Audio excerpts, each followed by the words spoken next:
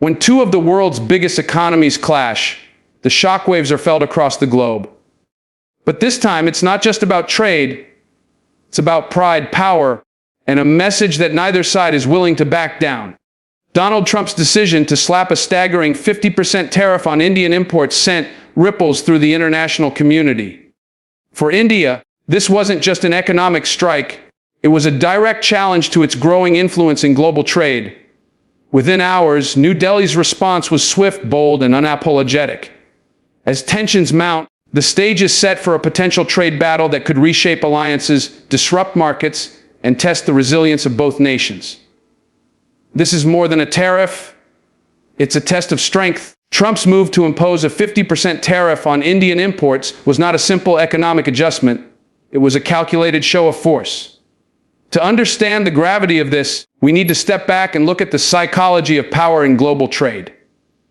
Tariffs, on the surface, are a tool to protect domestic industries. But in the hands of a political strategist like Trump, they become a statement. A 50% tariff is not incremental, it's a shock measure. It's the kind of number designed to provoke, to send a message not only to India but to the world. We will not hesitate to use economic muscle to bend the rules in our favor. This is a signal to American voters that their industries are being defended, and a signal to foreign governments that the U.S. will dictate terms, not negotiate from weakness. For India, the magnitude of this tariff is not just about dollars and cents. It's about being singled out. India has worked for decades to carve its position as a reliable trading partner and a rising power in manufacturing and technology exports. Such a move threatens to undermine that trajectory, at least in the short term. But more importantly, it challenges India's dignity on the global stage. Trade is not just transactional, it's symbolic of respect, partnership, and mutual benefit. When one side imposes an extreme measure, it forces the other to either submit quietly or push back with equal conviction. Trump's decision can also be read as part of a broader strategy of economic nationalism, where the aim is to localize production, bring jobs back to the U.S., and reduce dependency on foreign goods.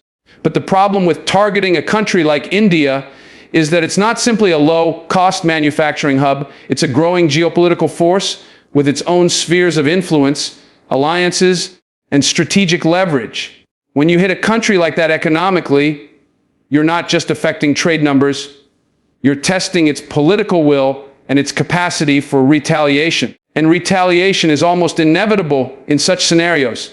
History has shown that when major economies engage in tariff wars, it rarely ends with one side surrendering. Instead, it escalates into reciprocal measures that can affect multiple sectors. For India, this could mean tariffs on American goods, the pursuit of alternate markets, and even leveraging diplomatic ties with other economic powers to counterbalance U.S. pressure. The decision to impose a tariff this high, therefore, is not just a financial move.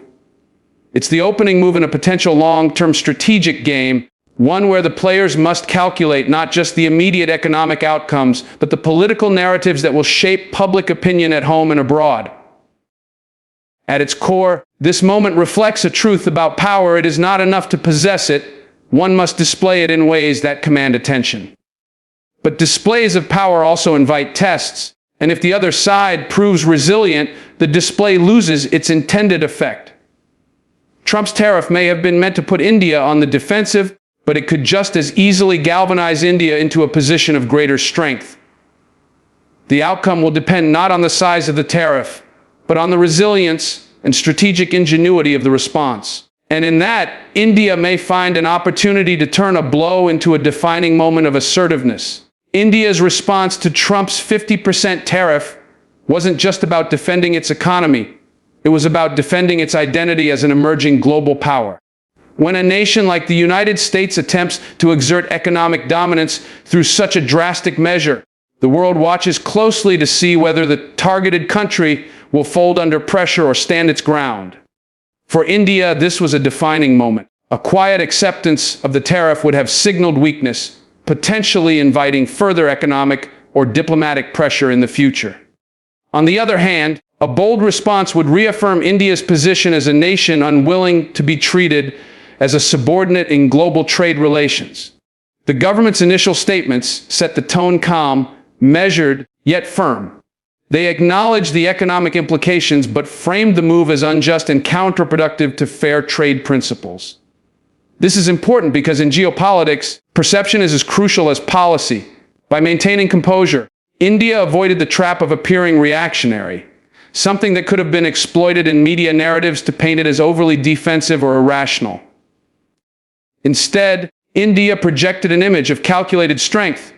Behind the scenes, trade analysts and policymakers began exploring countermeasures. These weren't just retaliatory for the sake of retaliation, they were strategic. The focus was on measures that would inflict economic discomfort on the US without severely disrupting India's own economic momentum. This involved identifying American exports that could be targeted with tariffs in return, opening up conversations with alternate trade partners, and accelerating negotiations with regions like the European Union, Southeast Asia, and Africa. The goal wasn't just to punish. It was to diversify dependencies and reduce vulnerability to future unilateral actions by any single country. What made India's stance significant was the psychological dimension. In global politics, a strong response signals to all observers, allies and rivals alike, that attempts at coercion will be met with proportional resistance. This is essential for maintaining negotiating power in future disputes. It tells the world that India is not a passive participant in global trade, but an active player that can shape the terms of engagement. Domestically, this moment also became a rallying point. Leaders and commentators framed the issue not just as an economic challenge, but as a test of national resilience. Public discourse shifted towards self-reliance, innovation, and the importance of strengthening local industries so that external economic shocks could be better absorbed. In this way, the tariff didn't just provoke a defensive reaction, it catalyzed a forward-looking agenda aimed at long-term economic sovereignty. Ultimately, India's response carried a dual message. To the US, it was a reminder that even a giant can be challenged when the smaller player refuses to submit. To the world, it was an assertion that respect in international relations is earned not by avoiding conflict at all costs, but by confronting it with intelligence, patience, and resolve. And in moments like this, the dignity of a nation becomes as important as the dollars at stake. One of the most striking aspects of this entire episode was the way it exposed the interconnectedness of the global economy and how actions taken in Washington can ripple across continents in ways that even the instigators might not fully anticipate. A 50% tariff on Indian imports was not just a matter between two countries. It had the potential to disrupt supply chains, shift investment flows, and alter the competitive landscape for entire industries. India understood that this wasn't just about a single trade dispute, it was about the broader principle of whether unilateral economic measures could be allowed to go unchecked in an increasingly interdependent world. In responding to the tariff, India took a calculated approach by engaging not only in direct dialogue with US officials, but also by leveraging multilateral platforms. This wasn't a sign of weakness, it was a strategic move to internationalize the issue. By bringing it into discussions at forums like the G20 or the World Trade Organization, India ensured that the matter was framed within the context of global trade norms rather than as a one-on-one standoff. This shifted the balance of the conversation because now the US wasn't just dealing with India, it was facing scrutiny from other nations that might also be wary of such aggressive tariff policies.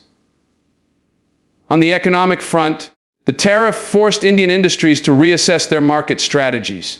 Companies that had long relied heavily on exports to the US began exploring diversification into other regions, reducing overdependence on any single market. This was a painful adjustment in the short term, but it held the potential for long-term benefits. By accelerating trade partnerships with countries in Asia, Africa, and Latin America, India began planting seeds for a more resilient export ecosystem. The irony is that, while the tariff was meant to pressure India, it may ultimately have made its economy more adaptable and less vulnerable to future shocks. The situation also revealed an important truth about the psychology of trade conflicts. The side with greater patience often holds the upper hand.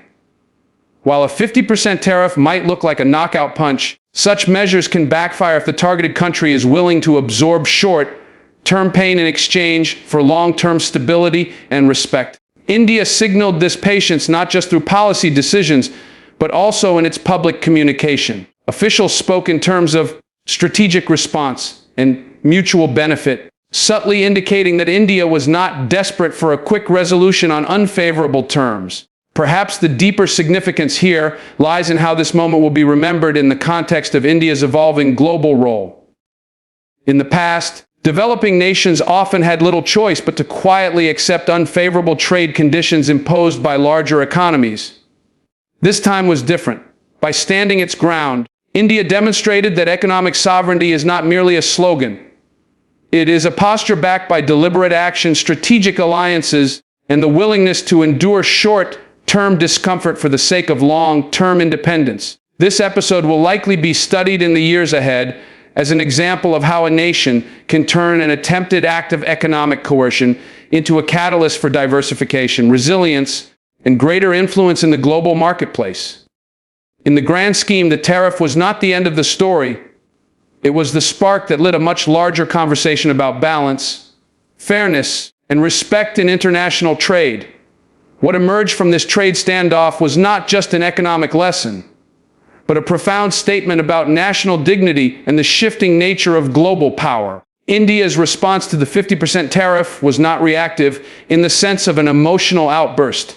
It was rooted in a deeper understanding that strength in the modern world comes from strategic composure.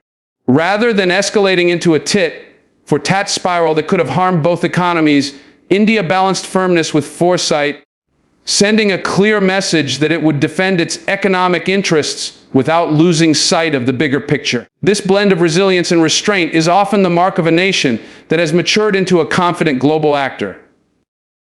Diplomatically, India recognized that this dispute was as much about perception as it was about policy. The U.S. move, especially under the banner of protecting American industries, was meant to project strength domestically.